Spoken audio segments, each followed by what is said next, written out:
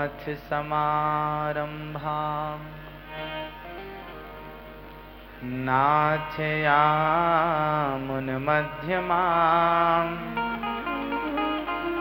अस्मदाचार्यपर्यन्ताम् वन्दे गुरुपरम्पराम्।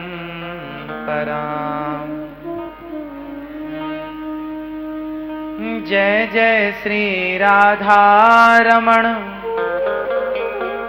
जय जय नवल किशोर,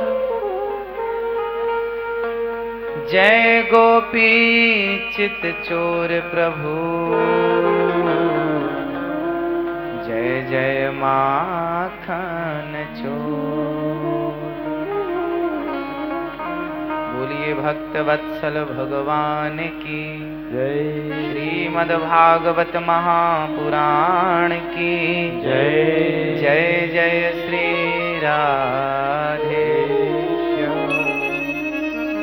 सभी मातृशक्ति भगवत चरणानुरागी प्रिय भक्तों को सभी के चरण धूलि माथे पर सजाते हुए दास आप सभी को, जनता जनार्दन को, जन जन में जिसके गोविंद का वास है, सभी के मन मंदिर में गोविंद का, श्याम सुंदर का दर्शन करते हुए दास सभी को बारंबार नमस्कार करता है। व्यासाय विष्णु रूपाय स्वामी जी जो हमें दिव्य भागवत जी की अमृतमयी कथा को श्रवण करा रहे हैं, श्री जगत गुरु श्री रामानुजाचार्य स्वामी श्री रत्नेश प्रपन्नाचार्य जी महाराज जी के श्री चरणों में दास अनिरुद्ध का बारंबार नमन। ऐसी दिव्य महाविभूतियों को आप श्रवण कर रहे हैं, ये आपका परम सौभाग्य है। भाग्योदेन बहुजन्म समर्जितेन सत्संगमं च लभते पुरुषो यदा वै। जन्म जन्मांतरों के पुण्यों का जब उदय होता है, तब गिरिराज जी की पावन तलहटी पर ऐसे महापुरुषों से भागवत श्रवण करने का परम लाभ प्राप्त होता है।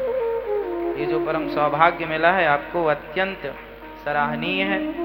साथ में श्री जगत गुरु श्री रामानुजाचार्य स्वामी श्री रघुनाथ देशिकाचार्य जी महाराज जी के श्री चरणों में दास का बारंबार नमन। आप सभी विप्र देवताओं के श्री चरणों में बारंबार नमन। संगीत माँ सरस्वती के उपासक सभी को बारंबार नमन। आप लोग गिरिराज जी की पावन धरा पर बैठकर ये जो पुण्य का कार्य कर रहे हैं, जो इस कथा के आयोजक हैं, आप जरूर ही बहुत पुण्यशाली हैं, क्योंकि यह सामान्य पुण्य से यह लाभ नहीं मिलता। हम अपने पुण्य से अपने आप को धाम तक पहुंचा सकते हैं, पर कोई विशेष पुण्यात्मा होता है जिसके कारण अन्य लोग भी धाम तक पहुंचते हैं। तो आपके कारण इतने लोग धाम तक पहुंचे हैं, ये विशेष बात है। भागवत जी ज्ञान का सागर है, जिसमें ज्ञान ही ज्ञान है। आप किस प्रकार का ज्ञान प्राप्त करना चाहते हैं, क्या लेना चाहते? भक्ति ज्ञान विरागाप्तो विवेको वर्धते महान। भागवत जी में भक्ति ज्ञान वैराग्य की समूची चर्चा है। भक्ति को प्राप्त करने वाले रसिक लोग उससे भक्ति का सार निकाल लेते हैं। ज्ञान को समझने वाले व्यक्ति भागवत जी से ज्ञान निकाल लेते हैं। जिसे वैराग्य की जरूरत है वह वैराग्य की ओर भागवत जी से समझ करके निकल जाते हैं। भागवत जी में भागवत जी के प्रथम श्लोक में भागवत जी का परिचय है। जन्माद्यस्य यतोन्वयादि तरतश्चार्थे सुभिज्ञः स्वराट तेने ब्रह्म हृदय आदि कवये मुह्यन्ति यत् सूरया। बस ये जो पंक्ति है, ये जो लाइन है, इतना समझाने के लिए पर्याप्त है कि मुह्यन्ति यत् सूरया, जिस परमात्मा को समझने में बड़े बड़े यत्सूरी मोहित हो जाते हैं। ब्रह्मा जैसे, ब्रह्मा से बड़ा फिर कौन है? भगवान ही है फिर उनके ऊपर। तो ब्रह्मा जी मोहित हो जाते हैं। भागवत जी में ये प्रसंग है कि जब भगवान अपने ग्वाल वालों के संग बछड़े चराने गए, तो ब्रह्मा जी को मोह हो गया कि ये कैसे भगवान है, ये भगवान थोड़ी है। ग्वाल वालों के संग खेल रहे हैं, उनका जूठा खा रहे हैं, इत्यादि सामान्य लीलाएं कर रहे हैं। तो ब्रह्मा जी ने बछड़े और उनके मित्र गणों को भगवान ब्रह्मा जी ने हरण कर लिया। जिन पर भगवान, जिनकी माया पर, जिनकी लीला पर ब्रह्मा जी मोहित हो गए, स्वयं इंद्र मोहित हो गए, इसलिए मूसलाधार पानी बरसाया, तब भगवान को गिरिराज जी उठाना पड़ा। जहां इंद्र मोहित हो रहे हैं, जहां माता सती, भगवान राम के प्रसंग में माता सती मोहित हो गई भगवान शिव के लाख समझाने पर कि ये भगवान है, जो तुम्हारे मन अति संदेह हो, यदि संदेह है तो जाकर के परीक्षा ले लो। जिस परम, अच्छा क्या माता सती को संदेह होना स्वाभाविक था? ना माता सती को संदेह हुआ, ना इंद्र को संदेह हुआ, ना ब्रह्मा जी को। ये लीलाएं सिर्फ इसलिए भगवान ने रची कि आने वाले युग में, आने वाले समय में जो सामान्य जीव होंगे, वह जीव जब हम पर सवाल खड़ा करेंगे तो उन्हें ये बता दिया करो कि जिस परमात्मा पर ब्रह्मा, इंद्र और मां सती मोहित हो गई, उन पर यदि आपकी बुद्धि मोहित हो रही है तो इसमें कोई आश्चर्य नहीं है। केवल समझाने के लिए हमारे, अब जैसे आचार्य चरण आपको भागवत सुना रहे हैं, अब ये भगवान पर मोहित थोड़ी हो जाएंगे। अर्थात जैसे ब्रह्मा जी मोहित हो गए, जैसे माता सती संदेह कर लिया कि ये कैसे भगवान। आज ये महापुरुष, आप जितने श्रोता बैठे हैं, आपको बताया जाता है कि भगवान कण कण में है। हरि व्यापक सर्वत्र समाना, सर्वम खलविदम ब्रह्म, सिय राम मैं सब जग जानी इत्यादि रूप से समझाया जाता है कि भगवान सब जगह है। और आप मानते भी हैं, खड़ग खम में मैं राम, सब में भगवान है। अब सोचिए कि आपको ये ज्ञान है कि सब जगह भगवान है, तो क्या ब्रह्मा जी को ज्ञान नहीं था कि ये भगवान है? वहां तो स्तुति करने ब्रह्मा जी भी आए थे जब भगवान श्री कृष्ण का जन्म हुआ था। सत्य व्रतम सत्य परम सत्यम, ये स्तुति सबने की थी, वहां सब उपस्थित थे। जिनके जन्म पर सब प्रणाम करने आए, जिनकी बाल लीलाओं में बधाई देने सब लोग आए, वो ब्रह्मा जी 6-7 साल बाद मोहित हो गए। क्यों मोहित हो गए? इसलिए मोहित हो गए कि भगवान की जितनी लीलाएं हैं, आप जितनी बार सुनेंगे भागवत उतनी बार नई सी लगेगी। सच्ची बात तो यह है कि भगवान की हर लीलाओं को सुन सुन के, उनके गुणानुवादों को सुन सुन के प्रत्येक व्यक्ति मोहित हो ही जाता है। ये स्वाभाविक है। आप भी वृंदावन आए हैं, गोवर्धन आए हैं कथा सुनने, क्यों आए हैं? कहीं ना कहीं आप भी मोहित हो गए। देखिए, मोहित होने के दो भाव हैं। एक मोह ये है कि आपको भगवान पर संदेह हो जाए कि ईश्वर है या नहीं, एक तो ये मोह है। दूसरा ये मोह है कि भगवान श्री कृष्ण की मोहिनी सी सूरत में आप मोहित हो गए कि कितने सुंदर हैं। गोपियां मोहित हो गईं। श्याम सुंदर जब छोड़कर जाने लगे तो सारी गोपियां रथ के आगे लेट गईं, हमारे ऊपर से रथ को आप लेकर के जाइए। एक ये मोह है। तो जो मोह है दो प्रकार का है। एक गोपियों का प्रेम वाला मोह है, वो मोहित हो गई, उनके बिना खाना पीना छोड़ दिया। तब उद्धव जी महाराज आए, स्वयं भगवान ने कहा घनश्याम ने उद्धव से, वृंदावन जरा जाना, वहां की गोपियों को ज्ञान का कुछ तत्व समझाना।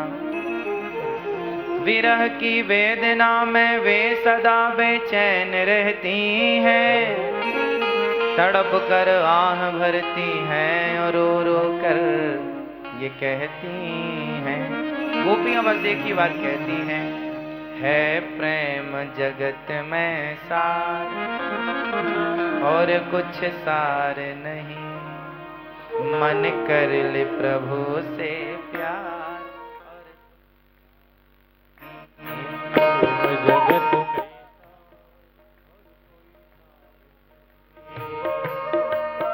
मन कर ले प्रभु से प्यार और कुछ सार नहीं, मन कर ले प्रभु से प्यार और कुछ सार नहीं। तो ये जो भागवत है, ये जो चरित्र है, ये प्रसंग है, ये समझाता क्या है? भगवान ने कहा जाओ उद्धव जी वृंदावन और गोपियों को समझाओ कि वो हमारे लिए रोया ना करें। वो जब पहुंचे ना, भगवान का संदेश लेकर जब उद्धव जी चले मथुरा से जब कुछ दूर वृंदावन निकट आया, वहीं से प्रेम ने अपना अनोखा रंग दिखलाया। विटप झुक कर ये कहते हैं इधर आओ इधर आओ, पपीहा कह रहा पी कहाँ ये भी तो बतलाओ। जब वृंदावन उद्धव जी आए ना, तो वृंदावन की लता पताओं ने उद्धव जी के दुपट्टे को उलझा लिया। यहाँ आओ मेरे श्याम सुंदर, कैसे हैं, कहाँ हैं, कुछ तो बताओ। नदी यमुना की धारा शब्द हरिहर का सुनाती है, भ्रमर गुंजार से भी यही मधुर आवाज आती है। बस एक ही आवाज थी, है प्रेम जगत में सार और कुछ सार नहीं, बस प्रेम ही। अच्छा ये बताओ, भगवान को क्या चाहिए? भगवान किसकी चाहत रखते हैं?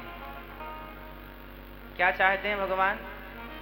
आप क्या चाहते हैं? आप अपनी पत्नी से क्या चाहते हैं? आप अपने पति से क्या चाहते हैं?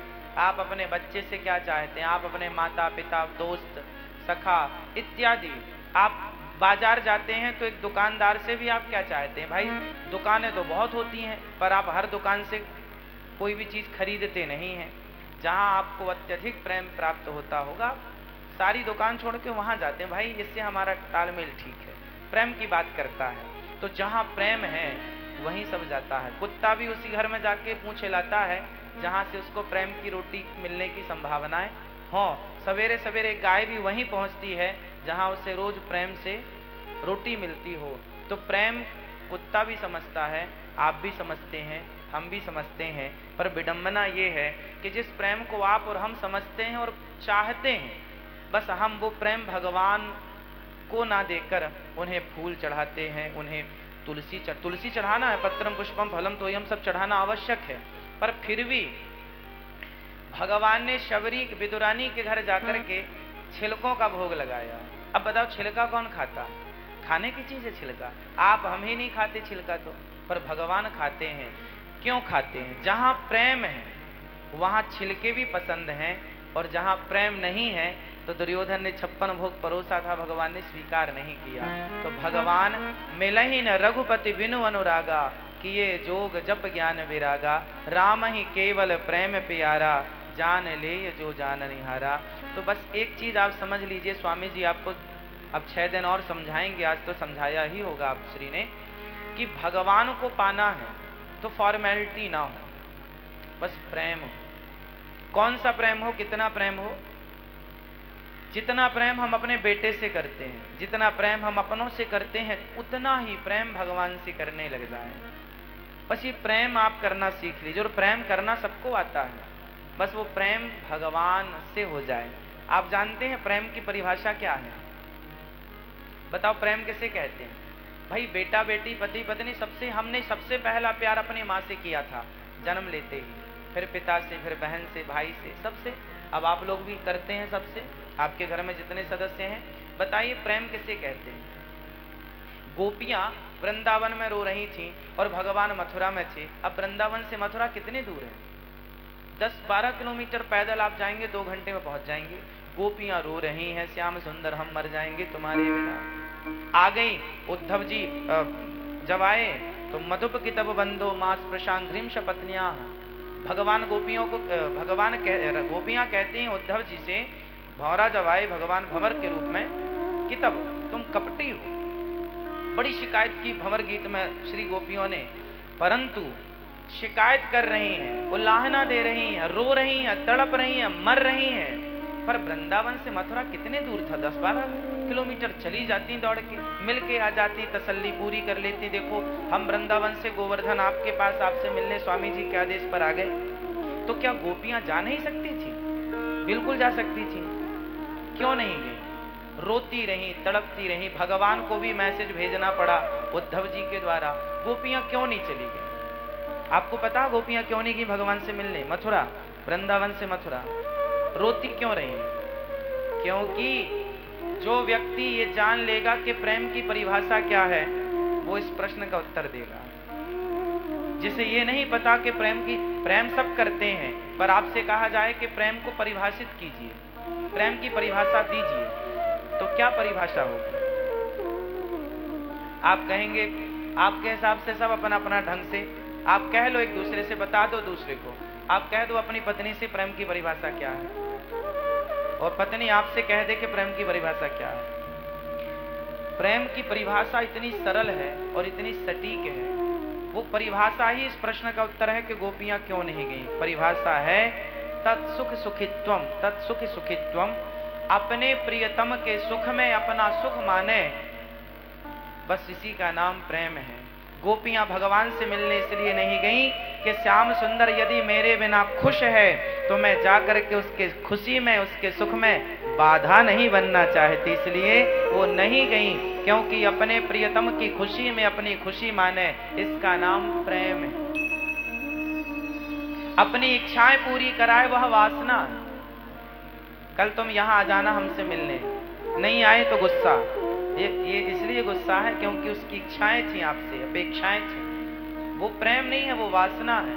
और भगवान, समझिएगा, अब यहां आप परिभाषा समझ गए ना कि जो हम अपनी इच्छा ना रखें, उसकी मर्जी में, उसकी खुशी में अपना,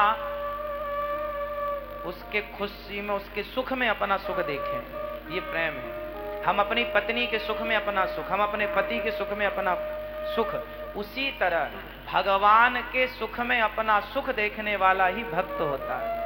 अब भक्त की परिभाषा, जिसे प्रेम की परिभाषा समझ में आ गई, उसे भक्त की परिभाषा समझ आ जाएगी।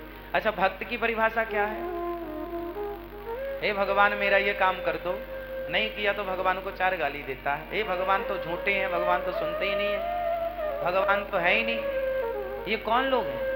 ये वो लोग हैं जिन्हें ना प्रेम की परिभाषा का ज्ञान है, ना भक्त की परिभाषा का ज्ञान है। देखो प्रेम क्या है, भगवान से प्रेम करने का कहा ना, राम ही केवल प्रेम प्यारा। प्रेम ही भक्ति है, प्रेम ही भक्ति है। अब भगवान कहते हैं कि तुम झोपड़ी में रहो, तो आप झोपड़ी में रहे। सुदामा कहाँ थी? घास की झोपड़ी भी नसीब नहीं थी, कभी तो पेड़ की छांव में गुजारा था।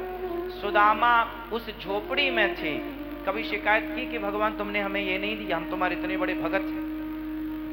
जहां शिकायत ना हो, जहां ईश्वर के दिए हर चीज को हम प्रेम से एक्सेप्ट करें, स्वीकार करें, और शिकायत ना हो, तेरे फूलों से भी प्यार, तेरे कांटों से भी प्यार, जो आप दें बस उसमें प्रसन्न रहे, ये सच्चे भक्त के लक्षण हैं। तू कांटों में रख तो हम खुश। यदि प्रेम है तो सब स्वीकार। हम जमीन में हैं, खुश हैं, पलंग में हैं, खुश हैं, महलों में हैं, खुश हैं, झोपड़ी में हैं, खुश हैं। और यदि हम झोपड़ी में गए और शिकायत कर दी, भगवान तुम्हारे इतने बड़े भक्त, तुमने देखो रोटियां भी नहीं दी हमें। जब तक महलों में रखें भगवान तब तो भगवान अच्छे हैं, और झोपड़ी में रख दें तो भगवान बुरे हैं। ये स्वार्थ की परिभाषा है, ये प्रेम की परिभाषा और भक्त की परिभाषा नहीं है। भक्त का अर्थ है भगवान के दिए में सदा प्रसन्न रहे, जो दे रहे हैं भगवान उसमें प्रसन्न रहे। तेरे फूलों से भी प्यार, तेरे कांटों से भी प्यार, तू जो भी देना चाहे दे दे मेरे सरकार, तू जो भी देना चाहे दे दे मेरे सरकार। तेरे फूलों से भी प्यार, तेरे कांटों से भी प्यार, तेरे फूलों से भी प्यार, तेरे कांटों से भी प्यार। अब बताइए, इस परिभाषा के हिसाब से यदि कोई भगवान से प्रेम करे तो कभी किसी की शिकायत होगी? इसलिए भगवान से प्रेम वही है जहां शिकायत नहीं। भगवान हमें जैसे रखें हम वैसे रहें। जिंदगी की डोर सौंप हाथ दीनानाथ के, जिंदगी की डोर सौंप हाथ दीनानाथ के, महलों में राखे चाहे झोपड़ी में वास दे। जहां रखे राम, जैसे रखे राम जी रहना चाहिए।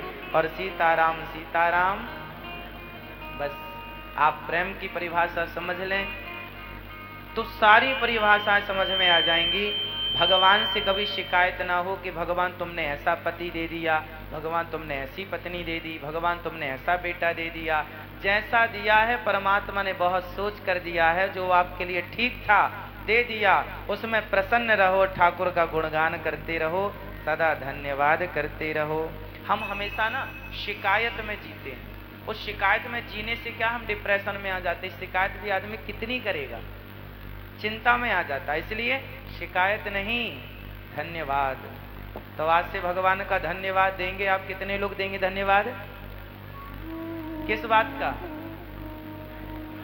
कि जो दिया है परमात्मा आपने मेरी औकात से, हैसियत से बहुत ज्यादा है, इसलिए धन्यवाद देंगे भगवान का। और सदा यही कहेंगे कि हे श्रीमन नारायण, बोलो हे श्रीमन नारायण, मैं आपको कभी भूलूं नहीं। हे श्रीमन नारायण, मैं आपको कभी भूलूं नहीं।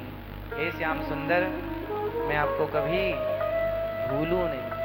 बस जहां रहो खूब काम करो, खूब नाम कमाओ, पैसा कमाओ, पर भगवान को याद रखना। हे नाथ, मैं आपको कभी, बस इन्हीं शब्दों के साथ बहुत समय लिया, आने में भी लेट, ज्यादा भूल गया। स्वामी जी के चरणों में बारंबार नमन। आप परम विद्वान, परम भक्त, परम सहज सरल, ऐसी दिव्य मूर्तियों का दर्शन जल्दी नहीं होता।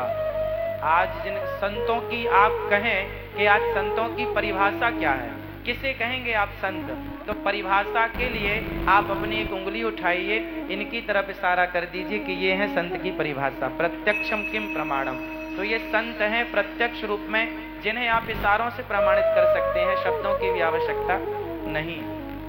ऐसी दिव्य महान मूर्तियों से आप भागवत जी श्रवण कर रहे हैं। स्वामी जी के चरणों में बारंबार दास का नमन, स्वामी जी के श्री चरणों में दास का बारंबार नमन, और आप श्री के चरणों में बारंबार नमन। सभी के श्री चरणों की धूल माथे पर सजाते हुए दास अपनी वाणी को श्रीमन नारायण, भगवान श्रीमन नारायण के चरणों में समर्पित करता है। सबको जय श्रीमन नारायण।